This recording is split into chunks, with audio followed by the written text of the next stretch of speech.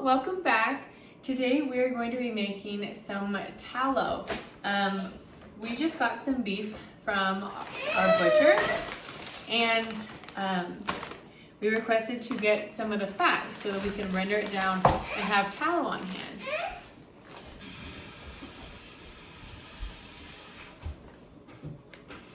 There, okay.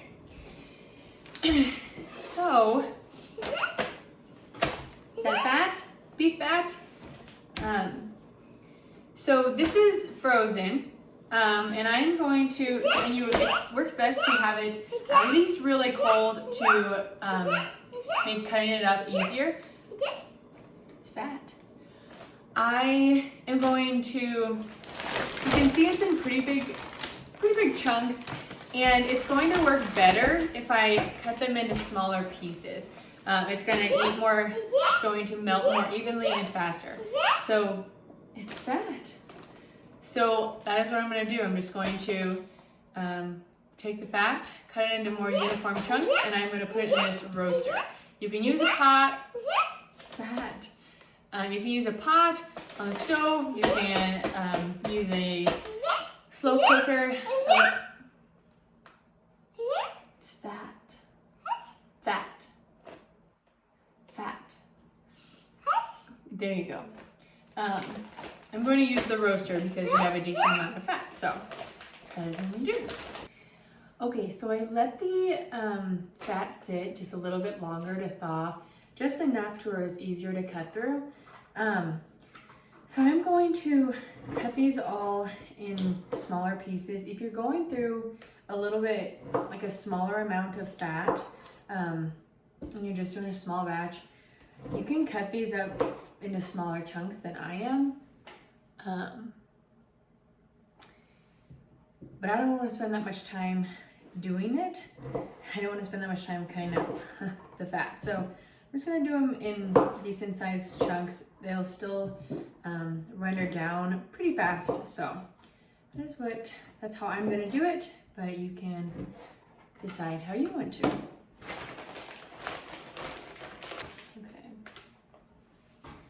So our butcher did a pretty good job of like taking all the meat off, but if the fat you have and you're using has a lot of leftover meat on it, then you'll want to make sure to clean it up. But these look all pretty good, so I'm not going to have to worry about that.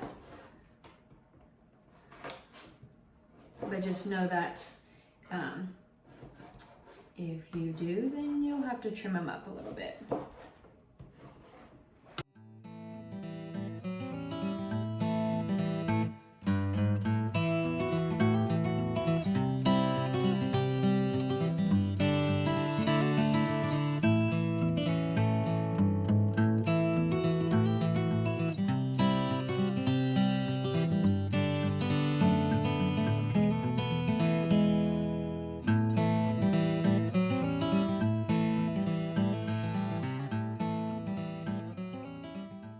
Okay, well that is the last of the bag, last of all the fat. And as you can see, we've got a pretty full roaster here. So now I'm gonna turn it on and get it warming up. So I turned my roaster on to about 150-ish, 175. You can hear it's already starting to get warm. I'm gonna be in the house, so I'm gonna be able to check on it and make sure, and just see how it's cooking. If it's going well, I may turn it up a little bit, even if I have to babysit it. But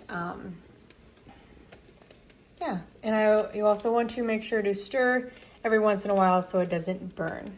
So it's been a few hours and it started to melt pretty good. I did turn it up to 200.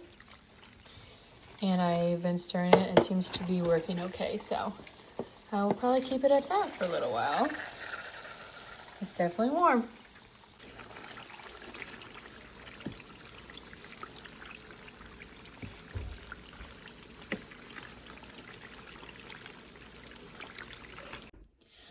Okay, so I turned this off overnight, and then I started back up today. And honestly, it's been going longer. It's been heating longer than it really has needed to. But it just goes to show that it's not super specific as far as time goes, so you don't need to worry too terribly much as long as you don't have it on too high of a heat. So I will show you what it looks like when it is done. Okay, so most of the fat, basically all the fat is on the top, and there's no, clear white chunks. They're all like crispy looking, and it's all done and ready to be strained. So it has sat and cooled for just a little while, and now I'm going to first run it through this strainer to catch all the big chunks.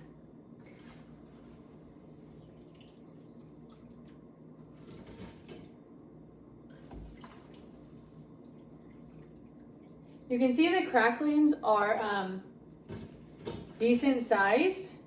If you were to cut the fat into smaller chunks, they would be a little smaller if that's what you would prefer.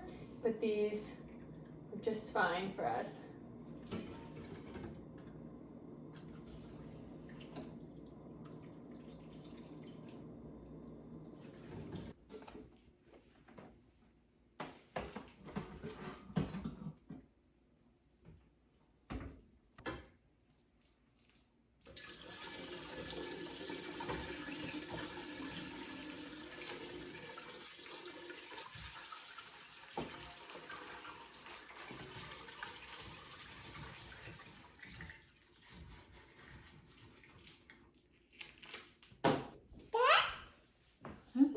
Yeah, spoon.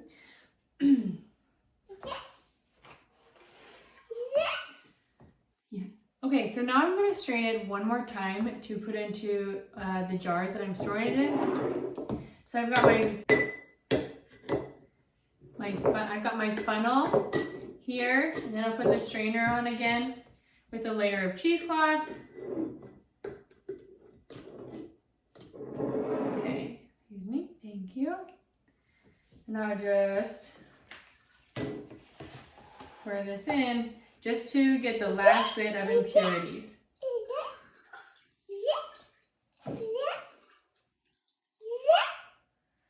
Lion.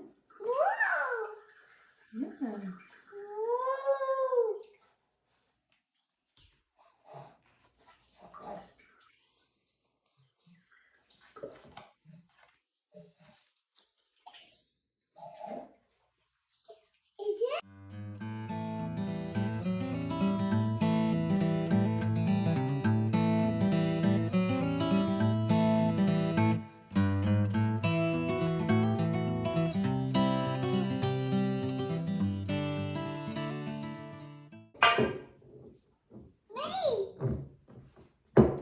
So now I will just put the lid on and seal it. I just put the lids on and screw it on tight.